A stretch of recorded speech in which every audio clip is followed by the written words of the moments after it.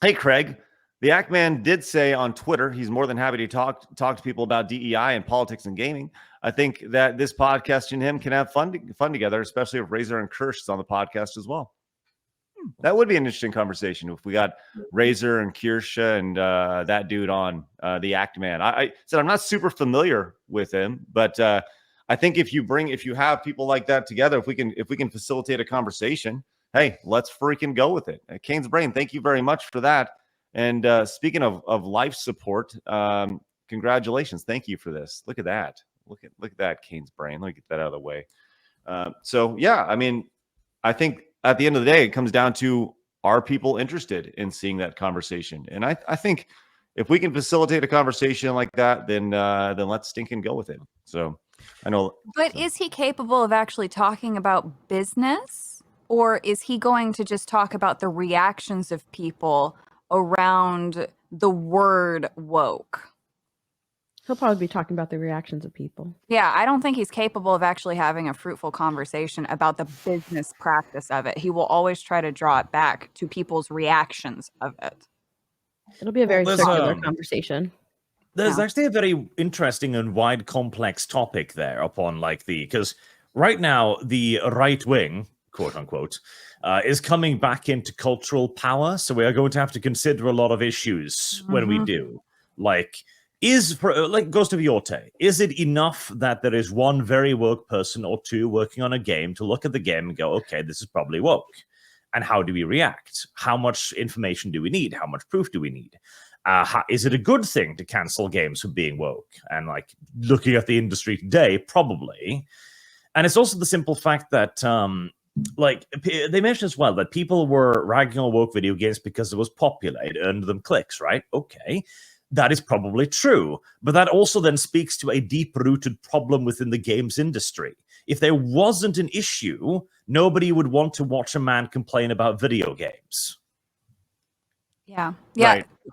We're in an interesting crossroads for a lot of content creators because Frost, from the guy formerly part of Second Wind, he had actually quote tweeted somebody, and I read through the thread, and people were basically complaining about reactionary content doing better.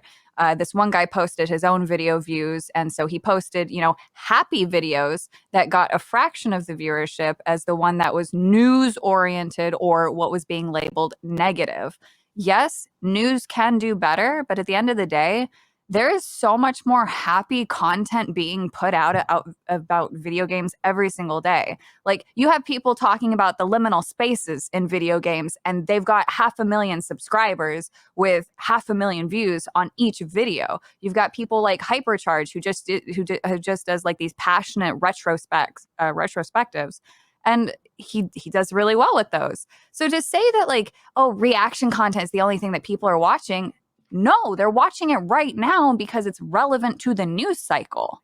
People want positive game news. Nobody likes what's happening, but to your point, there shouldn't be a need for that content anyway, because we shouldn't be having these discussions. We should just be able to talk about the video games. We didn't have massive reactive content around negativity back in 2010 because this stuff wasn't happening back then. So those arguments don't make sense to me.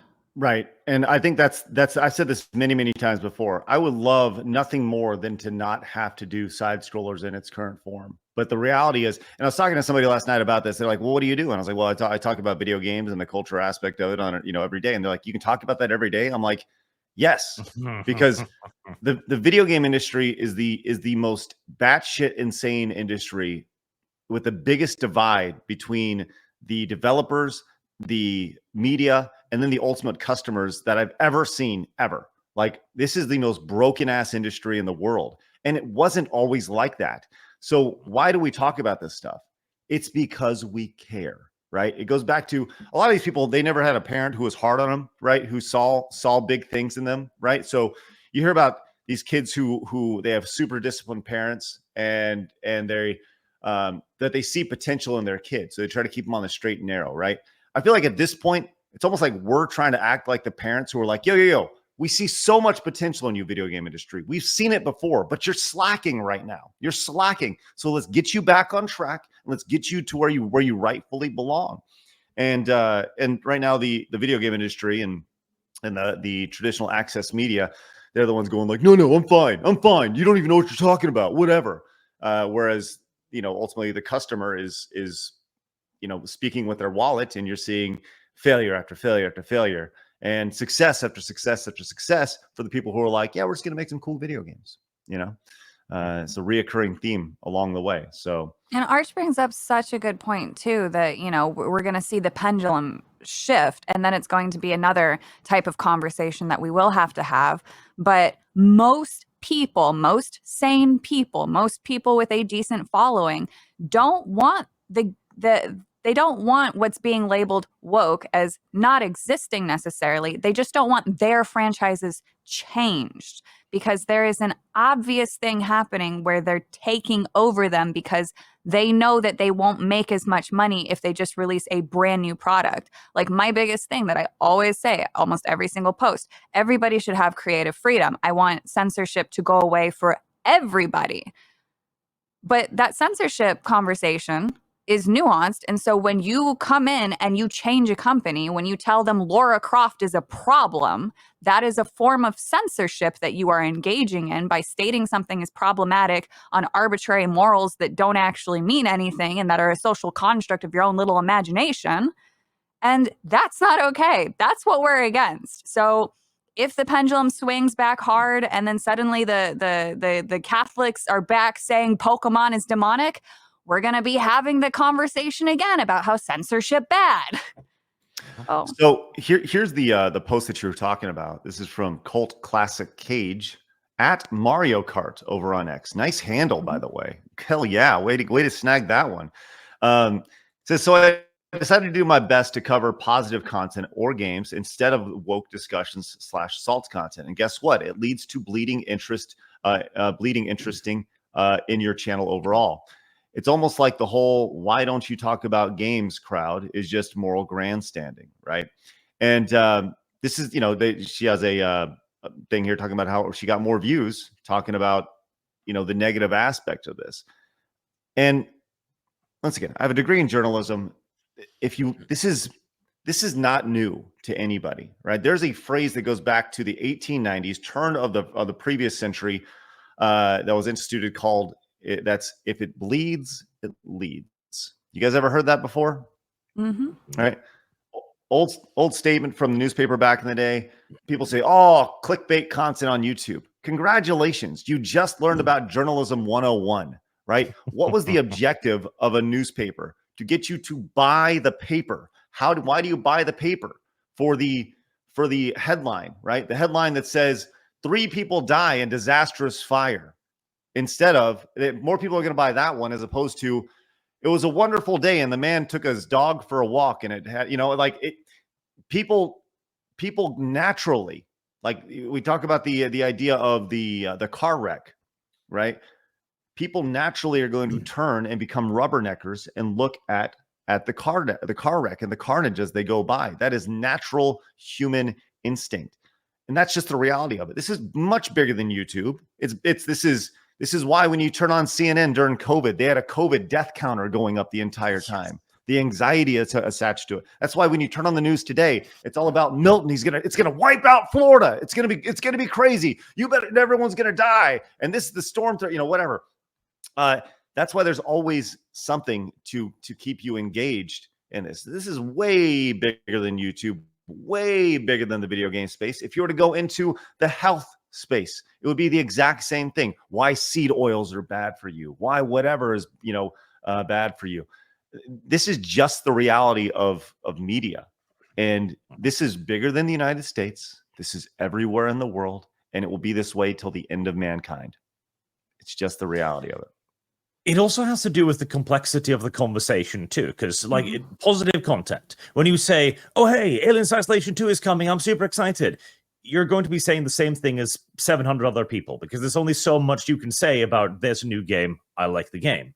But if you look at a game that is woke, you've actually got a lot more of a conversation there. Why is this negative? What is the history behind it? Why are we reacting negatively towards it? How can we fix it? It is a much larger conversation. The same is with if it bleeds, it leads. like you mentioned the house fire, figuring out why those 3 people died is a lot more important than figuring out why the other 73 people made it down the fire exit as intended. Right. I think you're 100% right. But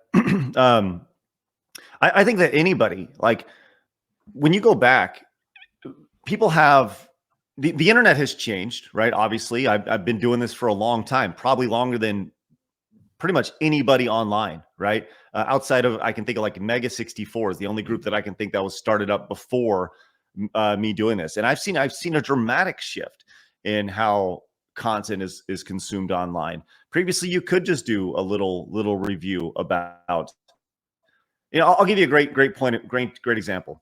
Back in the day at Screw Attack, we used to do a series called Reasons We Love and Reasons We Hate.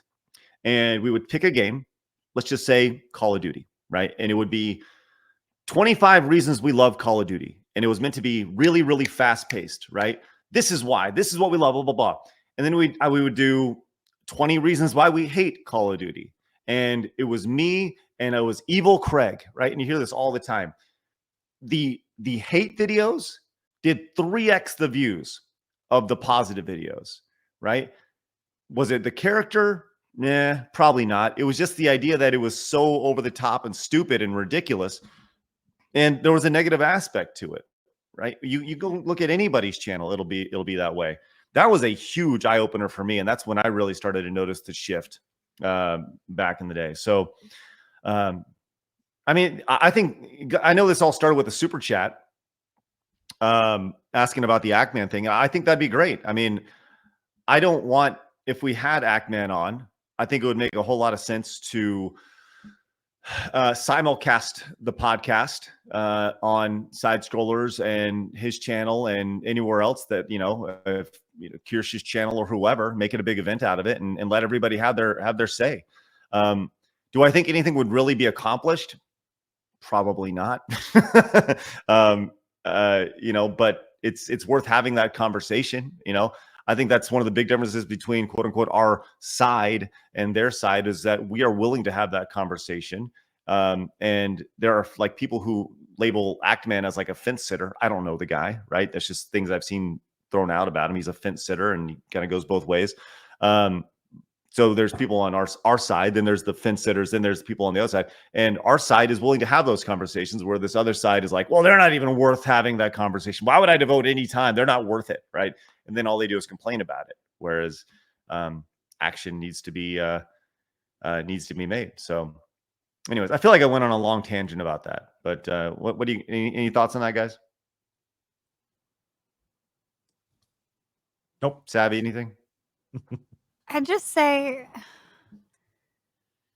it's difficult to want so I don't view him necessarily as a fence sitter. I think he's somebody who tries to present himself like so Grums had made a post about it and I just said, I've come to appreciate him and people mistook that as liking him. I appreciate the way that he phrases things. I think it's fascinating because people think he's a fence sitter. He's not.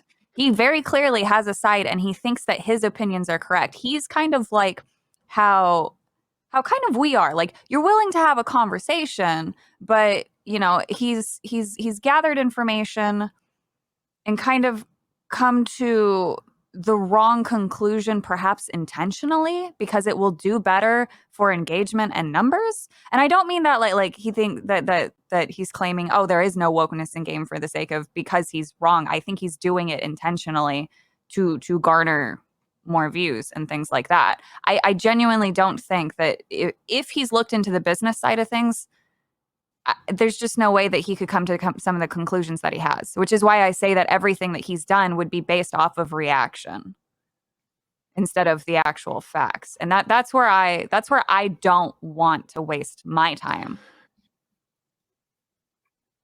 I don't know. Right. And it goes back to feelings, right? Everything is built around feelings and reactions as opposed to data, where you'd rather talk data as opposed to Yeah, like I want to be able to fifis. sit there and say, okay, like, So- Ubisoft, hired this many people with gender studies backgrounds and they expanded their HR department during this time. This is also when they started bleeding money more seriously. Let's talk about, the pattern of behavior versus what people are reacting with, because people online are going to react in extreme ways. Once you have a nameless account, they're going to say ridiculous things, but they don't represent the entirety of the argument. And what people like him do is they cherry pick that and then they try to claim that they do. There are people having intelligent discussion, and it doesn't matter what some lowlife with 0 followers is saying. What matters is the business data. But at the end of the day, the business is going to do what the business is going to do. And if the business goes out of business, that's that. Hey, you found it. The place for normalcy on the internet. It's awesome. Hit that subscribe button right here and then go watch another video right here.